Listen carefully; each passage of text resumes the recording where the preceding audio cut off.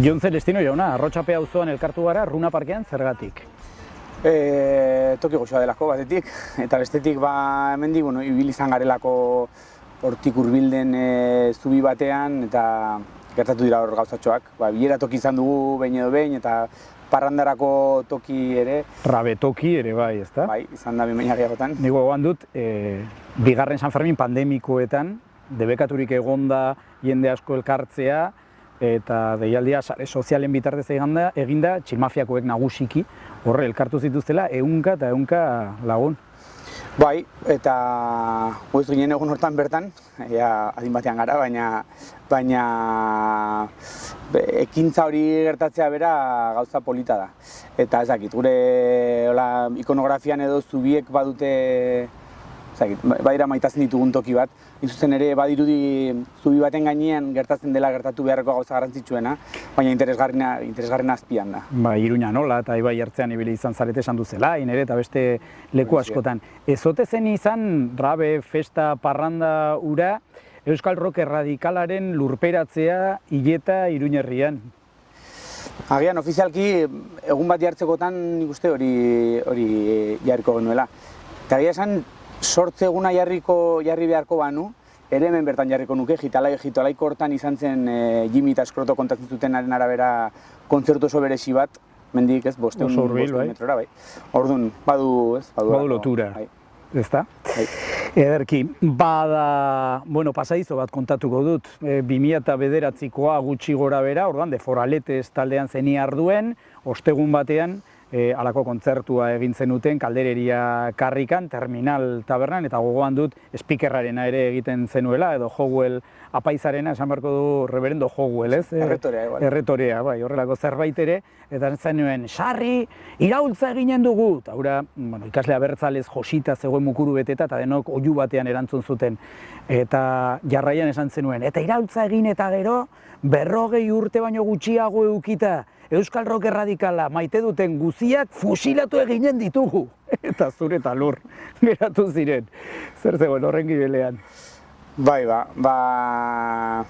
provokatzeko nahia edo. Grina hori beti ere. Bai.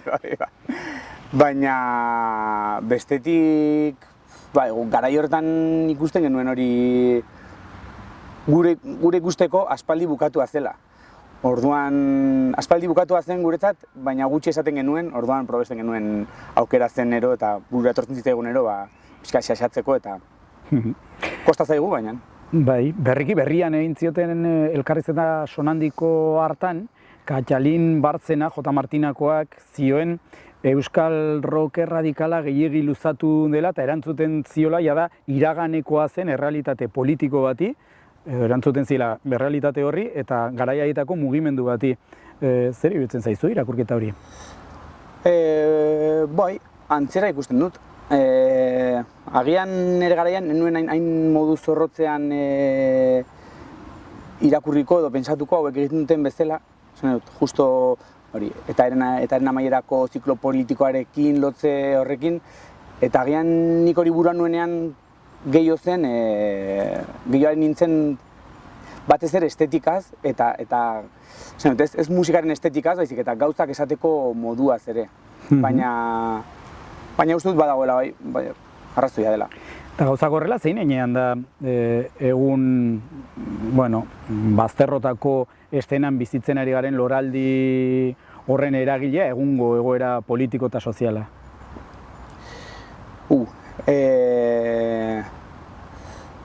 Nik uste sakonki lotua dela eta neuri behintzat interesgarri egiten zaidana hain zuzen ere da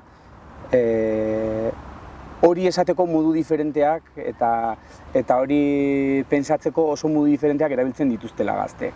Eta hori maitazen dut. Hala ere, pixkatola ikuspuntu historiko bat hartzen baldin badut, gero rock radikala esan diogun hori etzen inondik inora ere bere urrezko aroan gauza monolitiko bat eta panfleto hutsa, oso gauza anitza zen. Egiten dizkiodan kritika guztiekin ez da inbeste bere unean gertatu zenari, baizik eta horren ondorioz sortu zen kiste, nire ustez bai monolitikoago horri, orduan. Uste dut erantzuten diola gaurko gizarteari.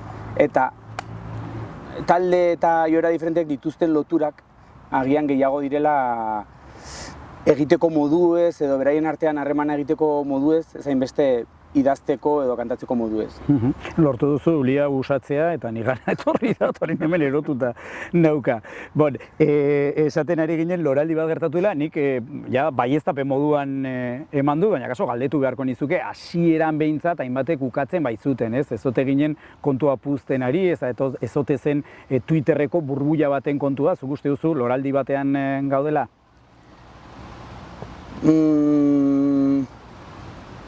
Zegoen idortea ikusita, esango nuke baietz. Bestetik ere pentsatzen dut burbuila zerbait izan baldin mazen beharrezko, horrelako eventoak beharrezkoak direla zerbait ikustarazteko. Ordan, niretzat, gaur egun, gaurko egunez, agian ez dauka hainbesteko garrantzia ea loraldia izan ote zen edo ez, baina bai loraldi hori izan edo ez, emango dituen fruituak eta sortuko dituen hazi berria. Proiektuak auspotzeko eta sustatzeko. Hemen akaso kontua da, jende berbera zaudetela musika taldeetan, Iruinkokoan edo Laban konparaziora horietako asko, pixkat domina jarriko dugu, Euskal Herria Irratiko kolaboratzaile ere bazarete, esan edo sare horiek trinkoak dira, ezta? Hori da. Eta espalditik ari gara horrekin tematuta, baina hori da Euskararen inguruko komunitate bat, pentsatzen dut. Belaunaldi diferentako jendea ere bada, sare horretan guztian, eta uste dut horrek muskuloa egiten duela. Horrela behar du, uste dut. Hor garen jende gehienak ere, denbora guztian aurrera begirari gara, ez autokonplazentzian baizik, eta zer dugu oraindik egiteko, zer falta zaigu. Baina nik uste bai hor badela. Arestian aipatu dugu, San Ferminetako rabe ura mugarri bezala, beste mugarri bat edo dena lehertarazi edo ikustarazi zuena izan zen txilmafiak plazara irtetea, ezta? Boi, dudari gabe niretzat. Zein heinean izan zen ura 2014an izan ere hauzuk azaldu izan duzu, 2014an Espainiako estenan gertatutakoaren nola baiteko errepikapena edo euskal bertsioa. Bai, nik uste izan zuela, justo fenomen horrek berak izan zuela hortik asko, ze erabili izan zituzten, batez ere komunikatzeko eta horrela erabili izan zituzten tresna eta modu asko entxeatuak ziren eta beraiek nolabait gazte bezala edo fan bezala ikusi izan zituzten. Gainera polita izan zen, ze garai horretan hori Estatu Espainiarrean gertatu zenean nahiko agerikoa izan zen nola egiten ari zen hori, eta berehala idatzi zen horri buruz toki batzuetan edo hitz egin zen horri buruz. Liburuak ere badira, ezta? Castrorena gomendatu izan duzuna. Eta uste dut horren nolabaiteko errepikapen bat izan zela, baina oso modu inteligentean bertatik bertara erreplikatua.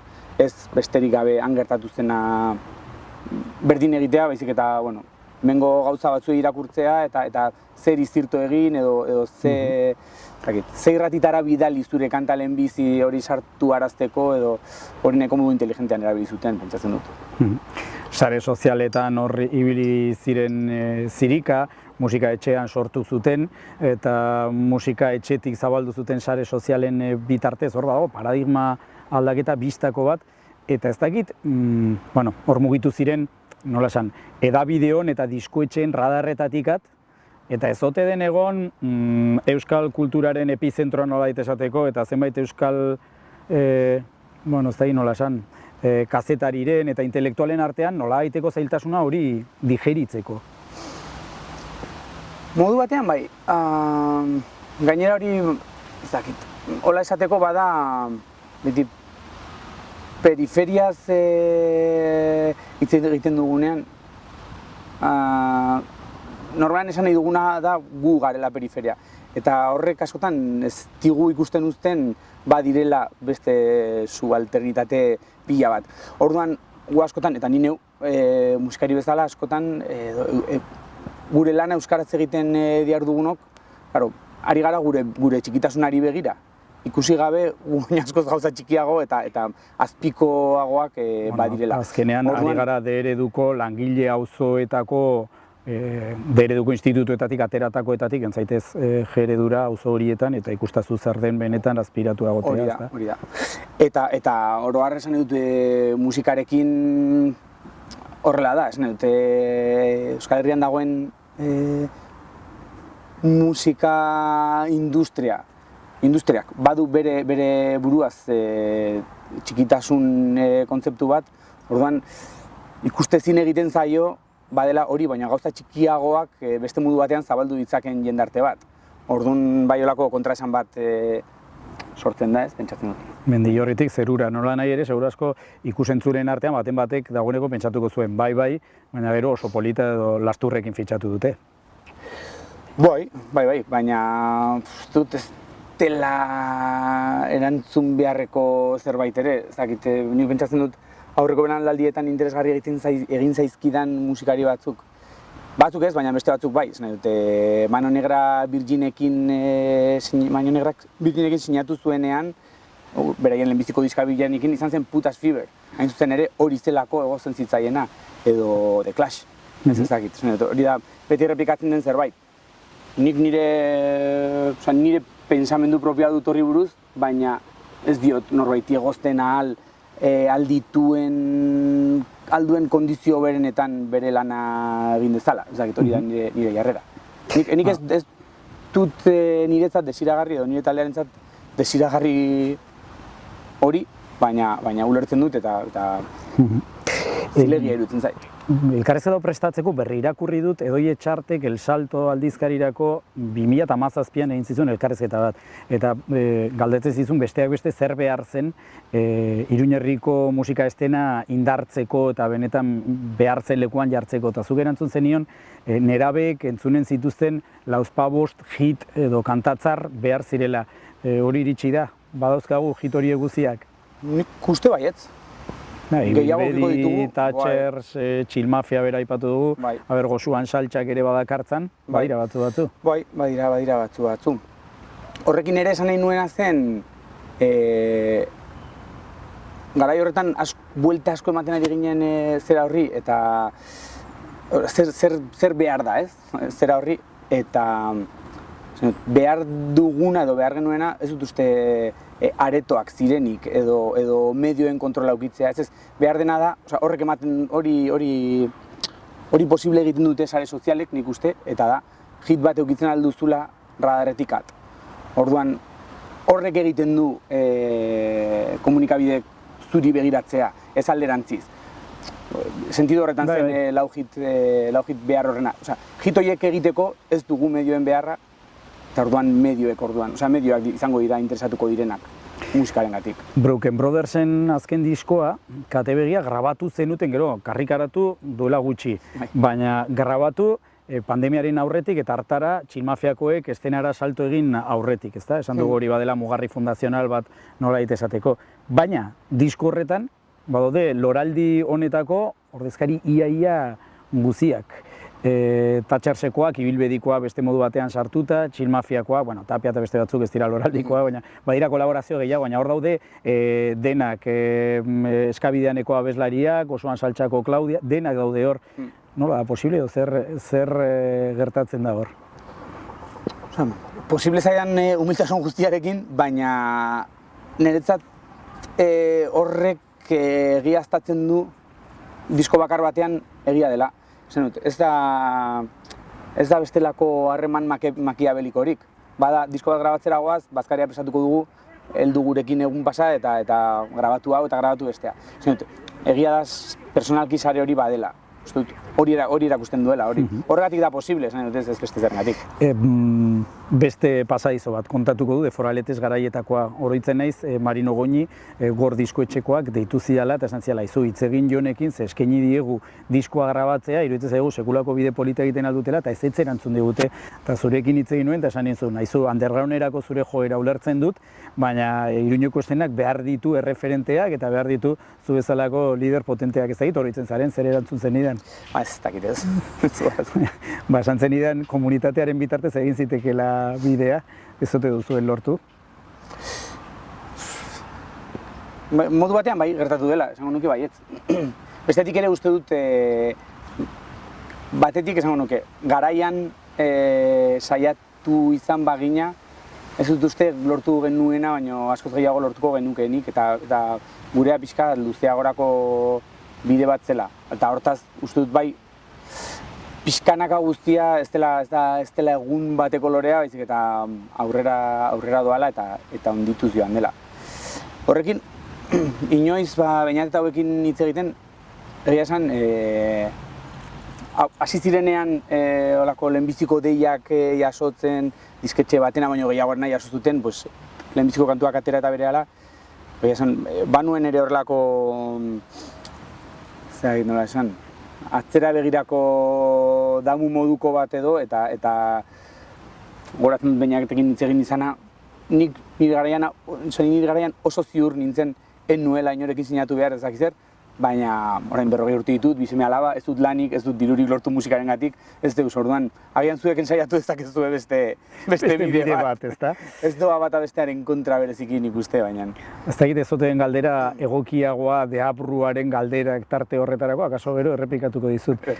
Baina esan genezake, edo esaten dute, mi gaiztoek, mi luzeek esaten dute, azkenean loraldi honen aitapontekoa bazarela, eta bueno, aritxo batzu mugitze dituzula horren guziaren gibelean, ez txarrerako, onerako, gauzak auspotzeko, eta talde horietan guzietan, badira zure ikasleak izandako musikariak.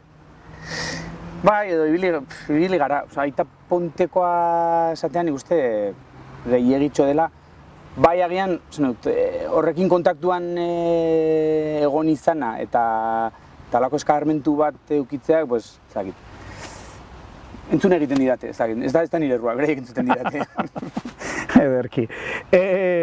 Zera, akaso honek guztiak badu harremanik, betianik musika beltza jorratu izan duzu, zure proiektu guzien erdian horixe dago musika beltza, eta horretan komunitatea da gakoa, ezta? Bai, niko musika beltzaren gandik, nola esan, baina plazer estetiko hutsa baino gehiago ikusi dut beti hor bazela, ez biztakoa hori hor badela eta horrela pensatua izan dela, orduan horrekin beti holako obsesio edo interes berezi bat izan dut. Gerora ikusten dute musika beltzazari nintzenean, hori da niri musika hori interesatzen zaidalako, baina azken finean herri musika gehienak ere hildo horretatik doaz. Badira, ez da pedantizate bati, baina... Baina izanen naiz. Bai, hemen izanen naiz. Azkenean da praktika kultural prekapitalistak direlako modu batean edo bestean. Naiz eta gero merkatuak egiten duen hor bere zera sartu, bere atzaparrak edo sartzen dituen, baina beti badute horren prebioa den beste lotura bat beraien artean, esango nuke. Eta niretzat, hau izan da, lehen bota dut nik gaztean kentzuten didatela, baina niretzat kasi interesgarriagoa da beraiekin kontaktuan egotea beraien gandik ikasteko eta beraien gandik entzuteko. Eta injustu, nik nire hipotesi guztien artean huts egin duen bat baldima da nire imaginazioan musika beltza zela gauza guztiz zentrala. Movida hontan guztian. Zerbait gertatuko bazen musika beltzaren bidez horren inguruan izan zela, ezta? Eta da, izan ez dena. Eta irakaspen polit bat izan da. Bai, ba. Zera, dena dela, orain prekapitalista, ez da, musika prekapitalista aipatzen zenuen, herri musika eta hori guzti hori, baina elkarrezketa prestatzeko, zure hainbat elkarrezketa eta irakurri dut, eta horietako batean zenioen musika urbanoan, hau da, egungo jatorri afroamerikarreko egungo musikan, inoiz baino garrantzi handiagoa ematen zaiola komunitateari, komunitatean sortzeari, eta hori inoiz baino indartsuago dagoela. Hori da. Esan dut, praktika horiek egiteko moduagatik. Ez dakit, beti Moisesek aipatzen du rapero bat, eta inoiz ez dut bere izena goratzen, baina tipak esaten du... Moises, raperos de Mauseko edo Mauseko trapero esan genezake orain bai, ez da? Galdu dute txistea. Goitzek etorri ziren. Musikaria sekulako tipo ona, bai. Berak askotan aipatzen du, ez dakit zein, esaten duena. Musika egiten dudanean, nire arrazoiak musika egiteko batzu dira. Gauza batzuk espresatzea eta komunitate zerbait eta egiteko modua eta pixkat paradigma horretan mugitzen da. baina behin musika eginda, orduan saiatzen naiz, ea saltzeko gai naizen, edo ea kontzertuak lortzeko gai naizen, edo orduan. Prekapitalista ere esaten dut zentzu horretan, ez? Egiteko moduagatik, edo jendearekin harremanetan jartzeko moduagatik, ez merkataritzatik hasten dena, baizik eta izatekotan merkataritzan bukatzen dena. Nire arbitiritza zuri 11 bider egin dizueten edo dizuegun galdera, baina asko gustatzen zait. Euskal musika beltza, alda? Eta gure erantzuna uste dut beti baiezkoa dela. Bai, ba. Bistan denez. Bai, hau bai ez dakit erantzuten egundoko txapa eman gabe, baina hortaz hitz egiten dugunean, batez ere musikari buruz ari gara, hola esateko, eskotan, gainera guk, nola, konservatorioan ikasi dugun, eta hola, beti gure ideia izan da, edo gure musikaren hurbilpen nagusia, edo nagusietako bat izan da, oso teoriatik eta oso mendebaldeko musikaren teoriatik. Eta justu musika beltzak pixkat hori ezbaian jartzen du, ze oso kontrara doazen bi tradizio uztartzen ditu bere baitan. Eta hortaz, Euskal Herri musikak ere hori ekartzen du. Osa, hori ekarri du oso gutxi arte eta oraindik zantzu horiek heldu zaizkigu. Euskal musikaren bergauza gertatzen da, Extremadurako mendietako hartzaien musikan, eta badira, nolabait, elizaren eta mendebaldeko kultura nagusiaren azpitik bizirik iraun duten gauzak, beltza sentidu horretan. Galdera da, Euskal Herri irratian bazeonen saio bat, hau ez da euskal musika, izenburutza zuena, kontrakoa galdetuko dizut, zer da euskal musika? Ez dut erantzun bakar bat. Beira, gehiago finduko dut, hainbat erantzun eman daitezke, baina bat izan daiteke, erabakigarria da euskara horretan, konparazioa, txilmafiari eta euskainolaren kontura eta kritikak eta...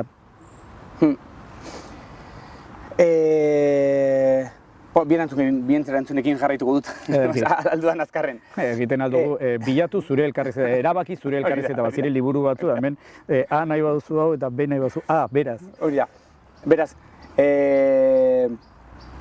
nik batet, espresio hori erabiltzen nuenean batez ere zirto egin nahi nion, aurrak eta gazteak ginela, Salvador gero elkar izan zen dendarretara disko bilai baten ginelarik, bazen apal bat euskal musika jartzen zuena. Eta hor bertan ziren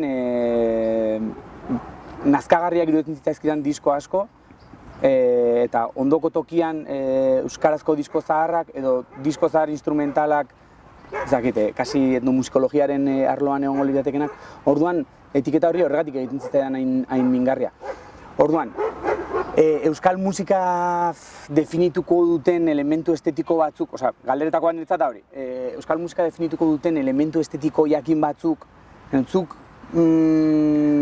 Magrebeko musika inoiz apenas ez duzu entzun, seguramente, pentsatzen dut, Juan Cruz, eta agian bai, baina, esan nahi dut, baina baditu elementu estetiko batzuk, ez bakarrik instrumentuei dagokionean, berehala esango duzuna, honek Algeria usaia du.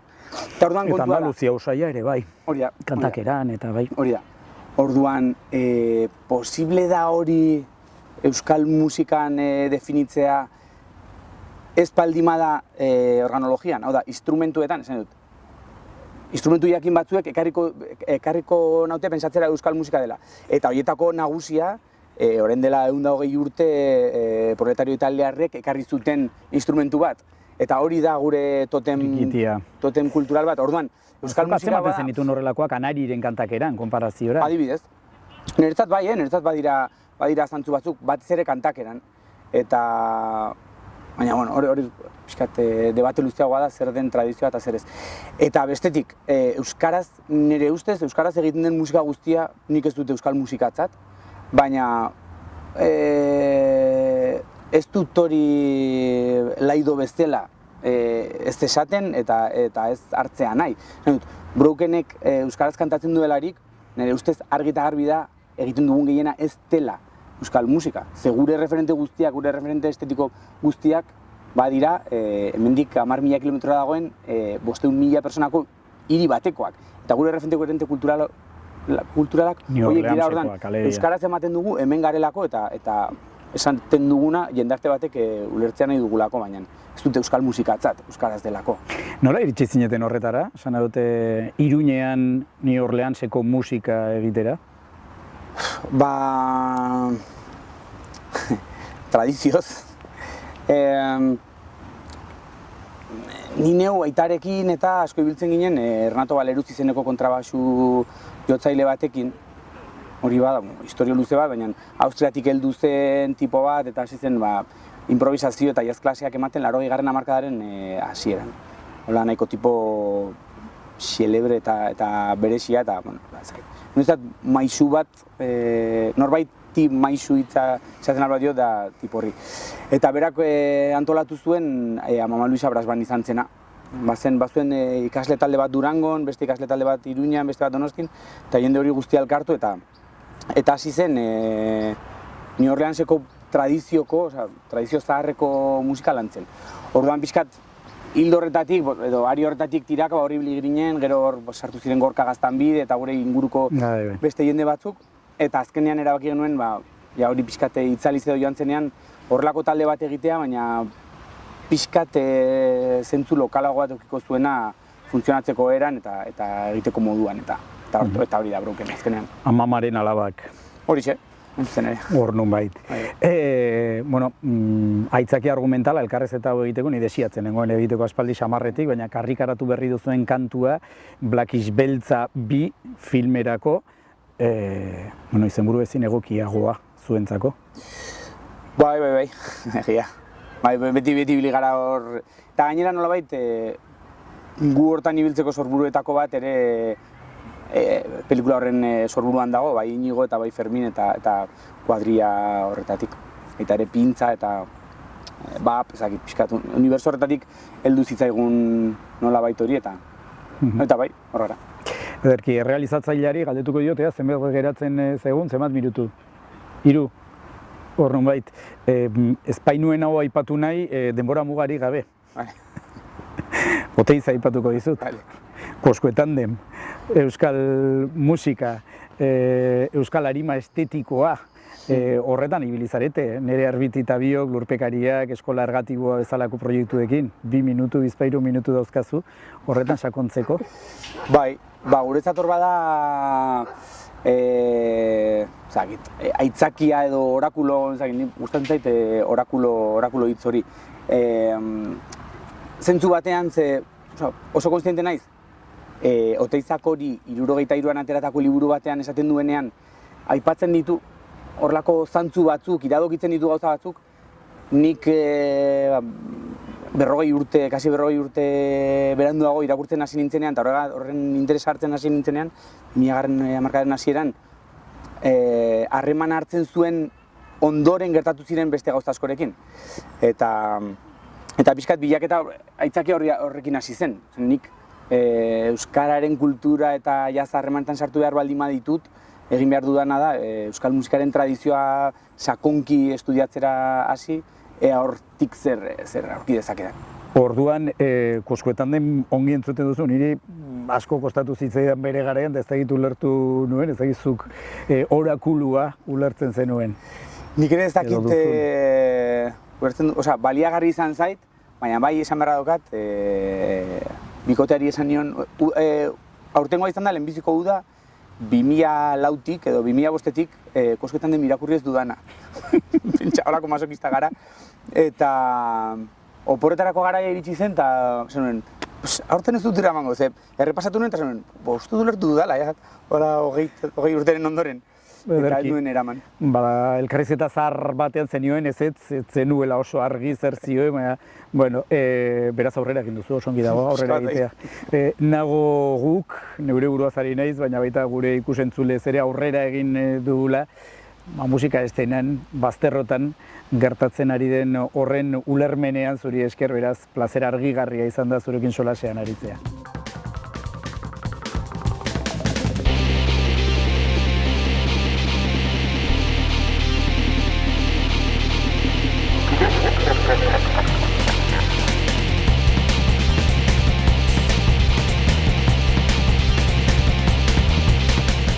Eta bai, beti New Orleans nola dugunez dizpilu, hor beti ari dira gauzak bir signifikatzen eta entzinakoak gaur berriz ematen, gaurko moduan edo beraien moduan.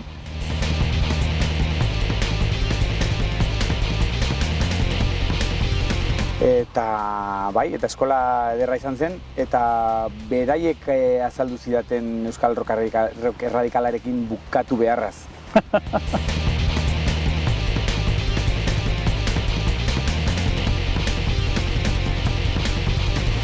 Nik uste oraindik ez nahikoa mainstream, baina bidean gara bai.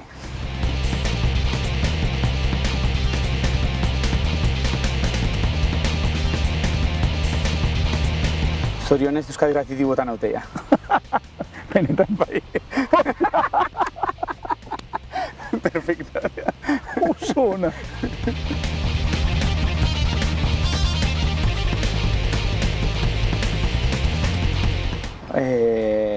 Juan Cruz, tortzen zara gure alabaren hezkuntzaren egunean hau galdetzera.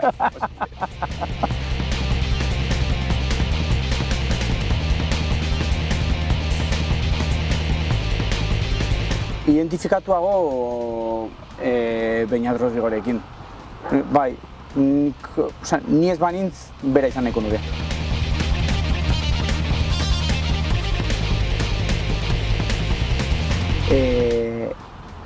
Ez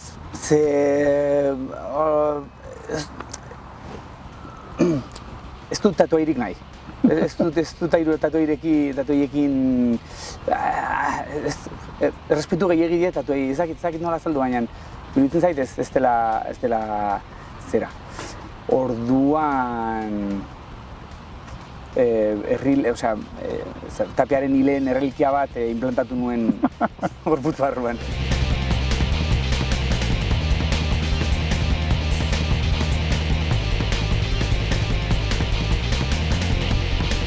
Bai, tatuai bat egitekotan tapiaren aurpegia tatuatuko nuke ezker Ipurdi masailean, baina ez denez posible relikario bat daraman.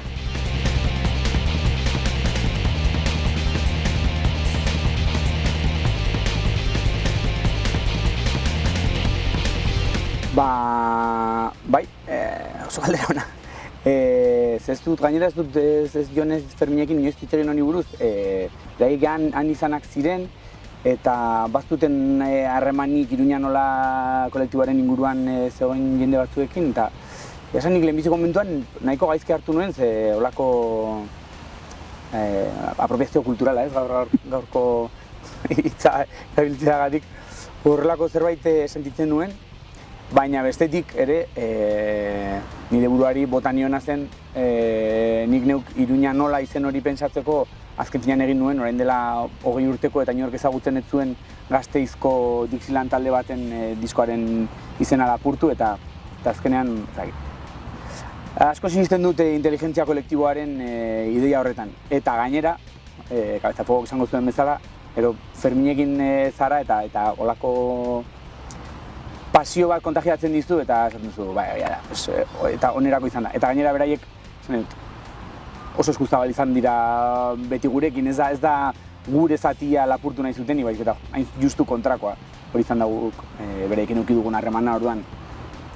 Baina lehenbiziko momentuan onartu beharra dauka, baina, onirea da, olako reakzio bat izan nuela.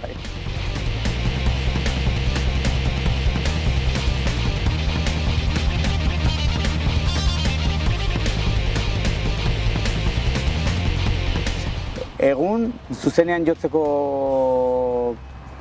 toki bakarran niretzat Goxuanen dago, espero dut. Leguza eta konpainia, egun batean trompeta bat ara duzte, uste hori ikusten dut. Beste tokietan, gauza batengatik edo bestearengatik nahiko kanpo ikusten dut estena tokien beraiekin egote hori.